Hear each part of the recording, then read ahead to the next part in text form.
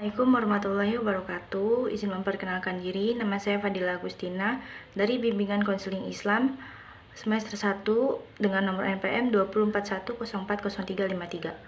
Di sini saya akan membahas atau menjawab tugas bahasa Indonesia yang ditujukan sebagai tugas ujian akhir semester. Untuk soal bisa dilihat di PPT di atas. Lalu saya akan menjawab pertanyaan nomor 1. Nomor 1, hal tersebut merupakan tindakan yang tidak terpuji karena dengan kata lain kita mengambil atau mencuri hasil kerja orang lain. Di dunia pendidikan, pelaku plagiarisme dapat mendapatkan hukuman yang berat karena tindakan ini bisa mencoreng dan memburamkan dunia akademis, bahkan bisa disebut sebagai kejahatan intelektual. Sebaiknya, pada saat kita menuliskan kembali kalimat orang lain, akan lebih baik jika kita mencantumkan sumber yang menjadi referensi kita dengan jelas.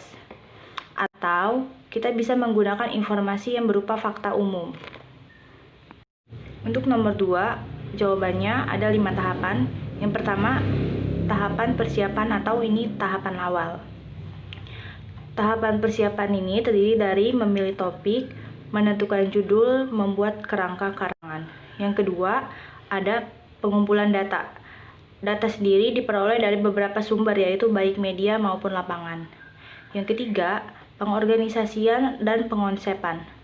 Pada tahapan ini dilakukan pengelolaan dan penganalisisan data dengan menggunakan teknik yang diperlukan. Yang keempat, ada pemeriksaan atau penyuntingan konsep.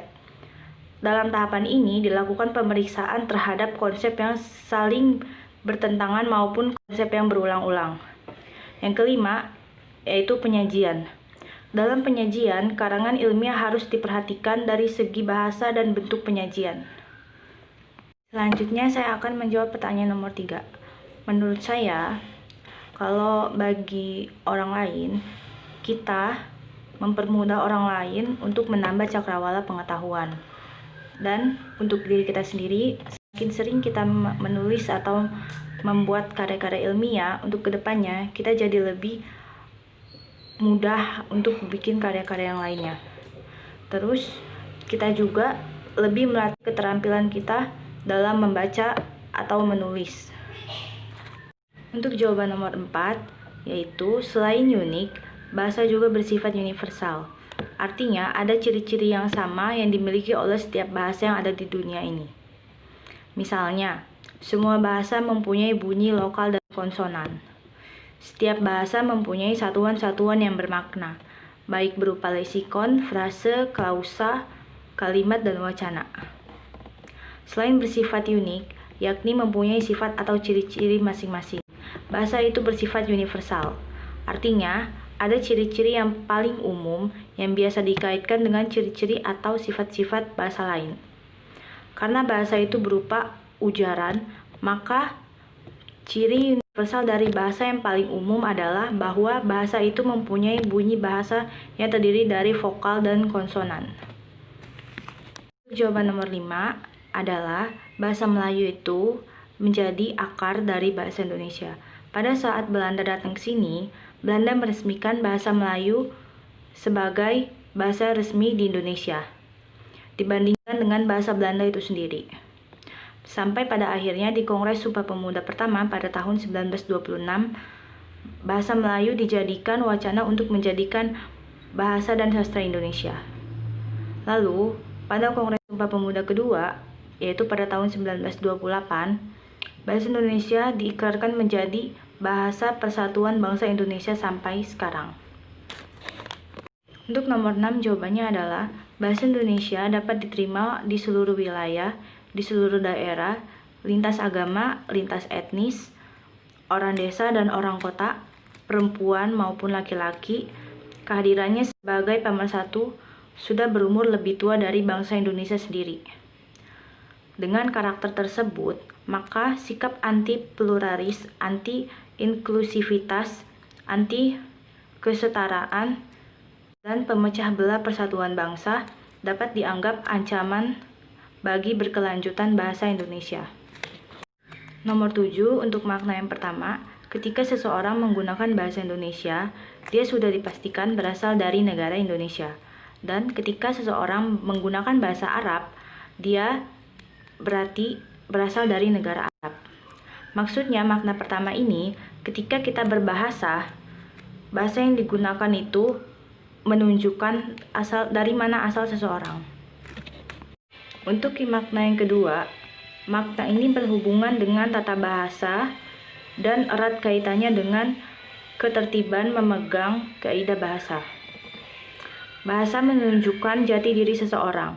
Maksudnya, bahasa menampakkan pola pikir, kebiasaan, sifat khusus, atau kecerdasan seseorang. Inilah mengapa seseorang bisa membaca bagaimana level berpikir orang hanya dari cara orang menggunakan bahasa. Untuk nomor 8, itu tidak baik.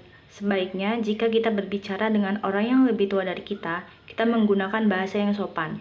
Atau ketika kita berada di suatu lingkungan yang isinya ada seorang sesepuh atau tokoh-tokoh, sebaiknya kita menjaga bahasa kita.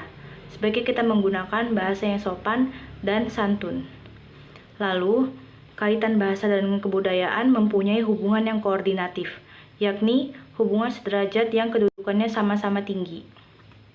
Masih Nambu mengatakan bahwa kebudayaan dan bahasa merupakan suatu sistem yang melekat pada manusia, atau dengan kata lain, kebudayaan adalah suatu mengatur interaksi manusia di dalam bermasyarakat. Maka, bahasa sendiri adalah suatu sistem yang berfungsi sebagai sarana berlangsung interaksi tersebut. Untuk nomor 9, perbedaan yang pertama adalah bahasa lisan lebih efektif dan efisien dibandingkan bahasa tulisan yang tidak membutuhkan perantara apapun. Untuk yang kedua, bahasa lisan terikat oleh ruang dan waktu, sedangkan tulisan tidak terikat oleh apapun. Yang ketiga, bahasa lisan di mata hukum sangat lemah dibandingkan tulisan. Yang keempat, untuk pemahaman lebih mudah dipahami bahasa lisan daripada tulisan. Yang kelima, bahasa lisan lebih sering menggunakan frasa-frasa yang tidak baku dan lebih santai, sedangkan tulisan kebanyakan menggunakan bahasa yang formal. Untuk yang terakhir yaitu nomor 10, yang A, tanpa kita sadari, gadget atau smartphone yang kita genggam telah mengubah keseharian hidup kita. Contoh, mulai dari mengakses informasi menjadi lebih mudah, mungkin kita keperluan belajar, atau keperluan bisnis, atau keperluan pribadi itu lebih mudah untuk kita akses. Dan segala macam lain-lainnya itu menjadi lebih mudah. Mendapatkan informasi segala macam kita bisa melalui media sosial. Kita bisa menggunakan smartphone atau gadget kita. Untuk yang B, pendidikan pada usia dini itu sangat penting. Apalagi umur dari 0 sampai 8 tahun adalah masa emas seorang anak. Cukup sekian jawaban dari saya. Jika saya ada salah-salah kata, saya mohon maaf dan saya ucapkan terima kasih. Wassalamualaikum warahmatullahi wabarakatuh.